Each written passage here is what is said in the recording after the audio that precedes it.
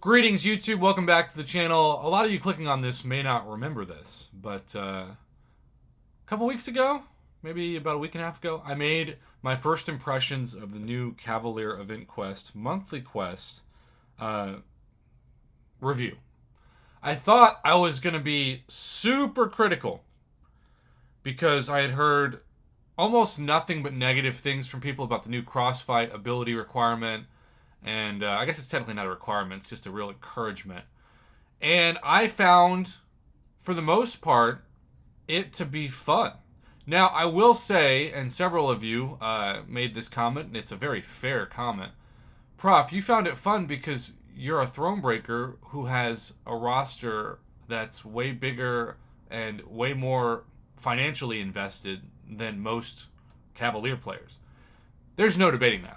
That's just true. That's an absolutely true point. And this isn't technically Thronebreaker difficulty. It's technically Cavalier difficulty, which tells you that they want Cavalier players to feel like they can compete in it.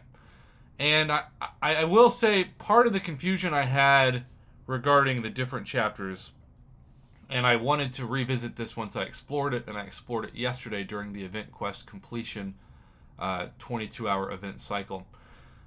Part of the enjoyment came from using champions that I don't normally get to use, or using champions I always use, like Corvus and Cosmic Ghost Rider, and making them even more OP by stacking Furies and allowing, unlike the previous version of the Cavalier Event Quest, allowing them to go into the boss fight with those same Furies. The boss fights, that's the weirdest thing about this to me, and maybe it's just me. I'm not saying you have to agree, as always.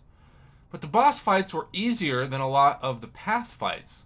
Like, if I knew if I just made it to the boss, I wouldn't have to use any items. But if I got knocked out on the way, I might have to use items. Now, here's the thing also. I had so many expiring revives and potions, especially from the beginning of December's patch compensation, that I was happy, in a way, to get knocked out because I wanted an excuse to use those revives and potions before they expired. But there is a negative that I want to talk about. And it's the second to last chapter. And again, I think the Nick Fury fight was the easiest fight. So the boss was fair, I thought. Not a problem. But the combination of nodes in this one was stupid. So, Mercenary or Guardians of the Galaxy? First off, I heard from several of you that you don't really have any good Mercenary champs. So, right off the top, you couldn't use half of the tags. I think there should have been at least a third tag for this one. But on top of that, when you talk about, okay, well, let's just talk about both. We got time. So, let's start with the Mercenary champs. When you are breaking down who the best Mercenary champs are, Nebula and Black Widow Clairvoyant, or excuse me, Black Widow Deadly Origin.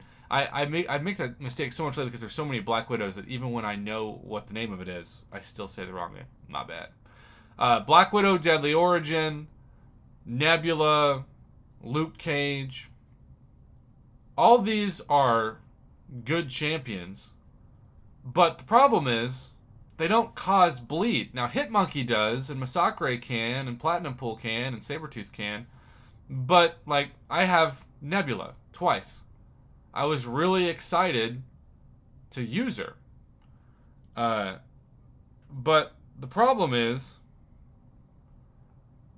Mercenary or Guardians of the Galaxy attackers inflict a bleed passive on the defender whenever they inflict a stun debuff on the defender, dealing 15% direct damage over 6 seconds. Well, I read that and was like, oh, great.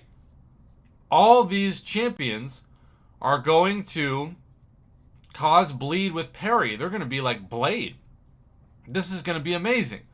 But then this super sketchy, stupid node, oh, by the way, Bleeding Edge is the crossfight, but this stupid node, Obstinate Charge.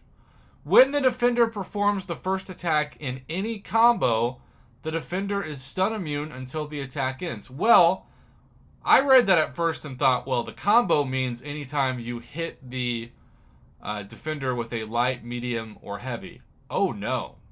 No, it doesn't.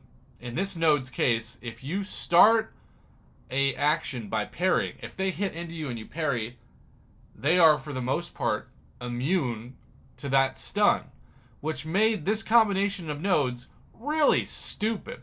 What I ended up having to do is use double Nick Fury, who's not a mercenary or Guardians of the Galaxy champion, just so I could constantly bleed the opponent to avoid the other headache of this, Crimson Rage. Every 8 seconds, the defender gains an unstoppable buff for 4 seconds unless they are suffering from a bleed debuff, or passive when the timer expires. Well, when you use Nick Fury, assuming they're not naturally bleed immune, that's easy to do. But even if you're using somebody like Domino, right? If you're using somebody like Domino, you can't always control when you cause bleed damage, and you usually need specials to help you. And so you're dealing with quite a few of the unstoppable popped up debuffs with the every 8 seconds. And that is just a headache. And then, of course, you also have brute force. If the attacker in this path hasn't landed a hit in 6 seconds, they take direct damage. So if you haven't landed a hit in 6 seconds, but every 8 seconds they're unstoppable and you can't parry them when they first hit into you, it's just a recipe for hating the game. And this is with somebody, myself, and look, I don't have the best skills. I'm never going to say I do, and those of you who watch this channel know I'm very honest about my limitations in gameplay on this.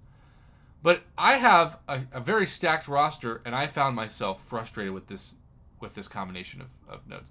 But for a lot of Cavalier players, you don't have a stacked roster to begin with, so you're already behind the 8 ball. And then on top of that, you're fighting this just frustrating combination of nodes. So this is an experiment. And to be objective, which I always try to do, there's a lot of positives I liked about this. I actually think they should keep crossfight abilities, but they should... I still hate the tag thing. I wish it was almost a size thing. Now, I find it just annoying, and I know there are guides that come out with fantastic people like MCSC Trucos.